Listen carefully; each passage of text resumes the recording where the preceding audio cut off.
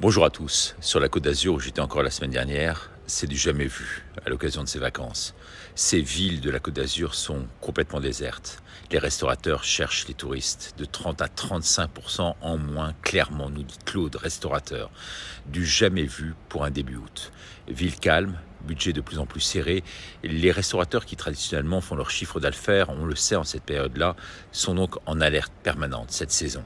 Les terrasses cherchent le flux désespérément. Je pense notamment à ce restaurateur bien connu sur Cannes et sa région, qui a même délaissé son restaurant hier soir, pris de panique, devant le peu de monde qui était là. Il est allé se coucher complètement déprimé. Alors, 5 raisons à cela. 1. Les Français n'ont plus d'argent. La clientèle va maintenant dans les supermarchés. Le Lidl est devenu quasiment leur meilleur ami. Il manque aux Français un demi-SMIC net par mois pour vivre confortablement. En tout cas, c'est l'un des principaux enseignements d'une récente étude menée par l'Observatoire Société et Consommation. Le deuxième facteur, c'est le phénomène Airbnb. Les repères s'en trouvent complètement bousculés. Les gens ne sortent plus, ils vivent chez eux, ils commandent, se font livrer, restent à domicile. On ne les voit plus dans les rues, on ne les voit plus dehors, car les tentations sont trop grandes et bien sûr inabordables. Quant aux restaurateurs, beaucoup le méritent. Quand il y a eu cette folie du pass sanitaire, le pass sanitaire, et que les restaurateurs se sont transformés en flics enragés, eh bien nombreux, comme moi, se sont fait la promesse de ne plus jamais donner de l'argent à un moindre restaurateur. Et puis, avec leurs prix exorbitants pour de la bouffe industrielle, il y a vraiment un moment où ça ne passe plus. Les cuisiniers des restos sont de plus en plus des réchauffeurs de boîtes de conserve, des décongélateurs de plats préparés. Et David le dit, une de ses amies qui travaille dans une grande surface de produits congelés sert les restaurateurs du Périgord qui achètent les pommes de terre déjà tranchées, pré-cuites. Oui, on en est là aujourd'hui, sachez-le. Faites comme moi, quand vous n'avez pas le choix, allez dans les restaurants de routiers. C'est rustre, bon, mais vraiment pas cher. 3. Des prix hallucinants. Les cerises à 49,90 le kilo dans une station balnéaire huppée de la Côte d'Azur. La dorade à plus de 30 € le kilo. Dans une boucherie traditionnelle, un poulet fermier cru de catégorie moyen est vendu entre 20 et 25 €. Rendez-vous compte. Impensable. En Espagne, Croatie, Roumanie, Grèce, c'est le 5e du prix. Passer la frontière vaut vraiment le coup. C'est là-bas que les gens partent maintenant. Mais pour beaucoup qui n'ont pas eu cette chance de partir, par exemple, mes fils me le racontaient, mes fils me le disaient, que la plupart de leurs amis restaient chez eux cet été à Paris.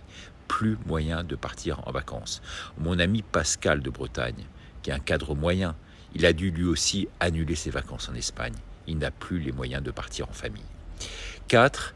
Il y a également un phénomène très clair, c'est la violence qui est accrue partout en France. Homejacking, vol à la tire. Les Français sont pris pour cible, mais aussi et surtout les étrangers, bien moins vigilants, car dans leur pays, un tel taux de criminalité n'existe bien sûr pas. Fred, qui est un ami voiturier, me le disait, les gens sont complètement imprudents. Ils se font livrer leurs courses, déposées en Uber et donnent leur code. Cela devient une forme d'imprudence, voire même d'insouciance. À tel point même que dans certaines communes du sud de la France, certains maires ont pris la décision d'enrôler leur propre garde privée avec une protection civile accrue, disséminée dans les rues, pour assurer tout simplement la tranquillité. Car les caméras de vidéosurveillance, elles, ne servent à rien, il faut le savoir. Ça prend beaucoup trop de temps à décortiquer, analyser pour un sac volé ou une agression caractérisée. Et même, je dirais même plus, dans cette commune connue du sud de la France, un homme s'est fait renverser et il en est mort. Le type a alors pris la fuite. Pour l'instant, on n'a toujours pas retrouvé de traces de cet homme, alors que la ville était blindée de caméras. 5. Dernier facteur, c'est le contre-coup, c'est vrai, il faut bien l'avouer, des JO de l'année dernière. Il y a eu beaucoup de monde l'année dernière qui sont descendus dans le sud après les épreuves parisiennes. Ils ont profité d'être en France, ces touristes, pour aller sur la Côte d'Azur. Cette année, c'est disette. Bref, vous le voyez, la tension monte chez les professionnels. Le public scrute chaque ticket de restauration. Car l'été, eh bien vous le voyez, les prix flambent incroyablement. Les commerçants veulent sauver leur marge et on le sait. Et en conclusion, en France, par rapport aux impôts, aux charges, eh bien les salaires sont beaucoup trop bas, et n'ont pas suivi l'inflation depuis maintenant 25 ans. Les gens s'en rendent compte seulement maintenant, une fois que le pouvoir d'achat aura été rongé au fil des ans. La classe moyenne s'appauvrit Et croyez-moi, ce n'est pas fini. Bref, la rentrée sociale sera terrible. À mon avis, Macron risque d'y laisser sa peau. En tout cas, c'est mon point de vue. Merci de partager si vous êtes d'accord avec cette analyse.